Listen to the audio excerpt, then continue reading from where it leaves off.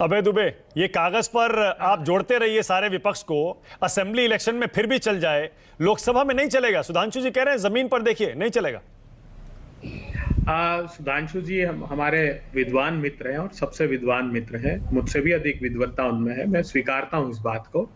लेकिन मन मेला तनूजरा भाषण लच्छेदार, मन मेला तनूजरा भाषण लच्छेदार, ऊपर शिष्टाचार है भीतर भ्रष्टाचार। ये भारतीय जनता पार्टी की एक घोषित परिभाषा है। देखिए क्या करते हैं, मुझे दुख हुआ आज इतने विद्वान प्रवक्ता, और ये समूची भारतीय जनता पार्टी का कृतित्व है।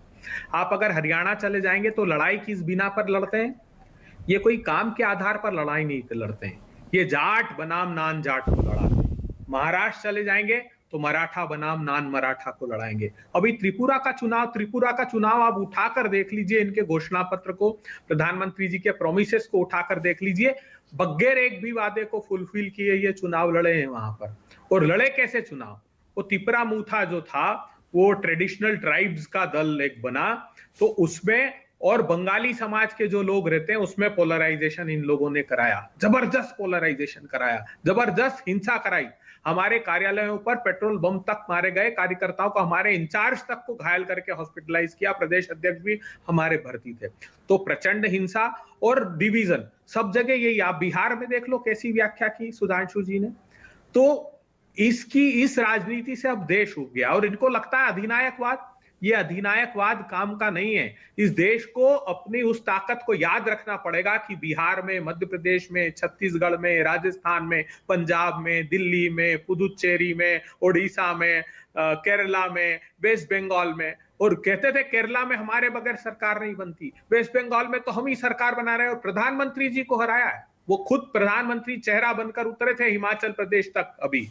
तो जहां जहां पोलराइजेशन काम नहीं करेगा, जहां पर देश के लोग इन बुनियादी मुद्दों पर वोट डालना प्रारंभ करेंगे कि 27 रुपए किसानों की आमदनी रह गई और इनका धन्ना सेठ 1002 करोड़ रुपए कमाने लगेगा, जब उसको इस बात का आभास होगा कि हमारा 400 रुपए का सिलेंडर 1000 रुपए के पार हो गया, 60-70 रुपए का पेट्रोल डीजल 100 रुपए के पार हो गया, खाने का तेल 200 रुपए के पार हो गया। और खाने के तेल में आग क्यों लगी? 2 धन्ना सेठ कूद गए तब से, जबकि ऑयल सीड्स का प्रोडक्शन बढ़ गया लेकिन ऑयल का इंपोर्ट बढ़ गया, दाल का प्रोडक्शन पर्याप्त हो गया लेकिन दाल का इंपोर्ट बढ़ गया। अभी भी दाल पर से इन्होंने इंपोर्ट ड्यूटी हटा ली है। और गेहूं, जब किसान की फसलें आने वाली है तब 30 लाख टन गेहूं बाजार में सरकार ने अपना उतार दिया है ताकि दाम टूट जाए और फिर धन्ना सेठ खरीद सके।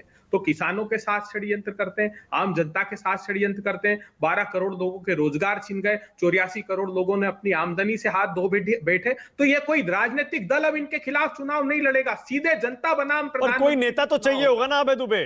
मैं इसीलिए आज दूसरा सवाल यही पूछ रहा हूं, इतने सारे मुद्दे अगर आप गिना रहे हैं जमीन पर हैं जो सरकार के खिलाफ काम कर रहे हैं, क्या राहुल गांधी उन मुद्दों को भुनाने की स्थिति में है? क्योंकि आपका चेहरा तो वही है, अध्यक्ष मल्लिकार्जुन खड़गे होंगे लेकिन चेहरा तो राहुल गांधी है, तो आप भी मानेंगे। बिल्कुल, राहुल गांधी जी दृढ़ता से लड़ रहे हैं। वो कह रहे हैं इनको, मेरी लघुता को न छुओ, तुम महान हो बने रहो, मैं अपने कर्तव्य पथ से भागूंगा नहीं, मैं हर हाल में लड़ूंगा इन लोगों से। और वो लड़ाई लड़ रहे हैं और नैतिक मूल्यों के आधार पर लड़ाई लड़ रहे हैं। आपको क्या लगता है 2004 में कौन चेहरा था कांग्रेस पार्टी का? और टावरिंग पर्सनालिटी अटल बिहारी वाजपेयी जी, मैं व्यक्तिगत क्षमताओं में बड़ा आदर करता हूं, बहुत बड़ा नेतृत्व इस देश का था, भारतीय जनता पार्टी का नहीं। उनको हराया गया, तब कोई सामने चेहरा था? चेहरा नहीं था, लेकिन नाकामी थी सरकार की। आज भी मैं फिर कहता हूं कि वो 15 करोड़ किसान इनके खिलाफ चुनाव लड़ेंगे, वो 14 करोड़ आदिवासी भाई जिनके जंगल जमीन का अधिकार छीना गया वो चुनाव लड़ेंगे, वो 12 करोड़ युवा जिनके रोजगार के अवसर सृजित करने की अपेक्षा छीन लिए गए वो चुनाव इनके खिलाफ लड़ेंगे, वो करोड़ों करोड़ महिलाएं जिनको महंगाई की मार झेलनी पड़ रही वो इनके खिलाफ चेहरा बनकर उतरेंगे और चुनाव लड़ेंगे। और माध्यम बनेंगे वो सारे प्रतिपक्षी दल जो जहां पर मजबूत है उतनी दृढ़ता से चुनाव लड़ेगा। और हिंदी हार्टलैंड में इनका बहुत बड़ा पराभव कैसे होगा अबे दुबे, कैसे होगा? देखिए अभी चुनाव इतना दूर है और कांग्रेस पार्टी और कुछ 4-5 क्षेत्रीय दलों के बीच खुलेआम कैसी बहसबाजी हो रही है, ये भी आप देख रहे हैं पब्लिक में, चाहे वो टीएमसी हो, आम आदमी पार्टी हो, टीआरएस जो अब बीआरएस बन गया है वो हो, समाजवादी पार्टी हो। इनसे तो आपकी बनी नहीं रही है, 36 का आंकड़ा जैसा हो गया। माणक जी बताइए, टीआरएस का उत्तर प्रदेश में क्या सरोकार है? मुझे बताइए, टीआरएस का मध्य प्रदेश, छत्तीसगढ़, राजस्थान में क्या सरोकार है? या ममता जी की पार्टी का इन प्रांतों में क्या सरोकार है? तो जो जहां मजबूत है पूरी मजबूती से लड़े, वहां पर सक्षम है इनके खिलाफ लड़ने में। विश्वास मानिए, मध्य प्रदेश, छत्तीसगढ़, राजस्थान जैसे हिंदी हार्टलैंड जहां पर ये कल्पना भी नहीं कर सकते थे, पर उन राज्यों में जहां जहां आज भी क्षेत्रीय दल ये मजबूत हैं, वहां पर कांग्रेस पार्टी पीछे हटेगी, एक कदम पीछे लेगी, तभी तो वो बीजेपी से लड़ पाएंगे अकेले।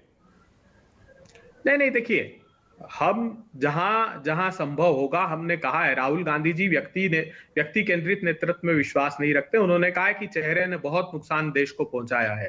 अब आपको चाल चरित्र देखना पड़ेगा, आपको देखना पड़ेगा कि, और हम वादा करते हैं आपसे कि जहां लाइक माइंडेड पार्टी है वहां पर हर संभव कोशिश करेंगे हम पूरी प्रतिबद्धता के साथ कि मिलकर के चुनाव लड़ें। सुधांशु जी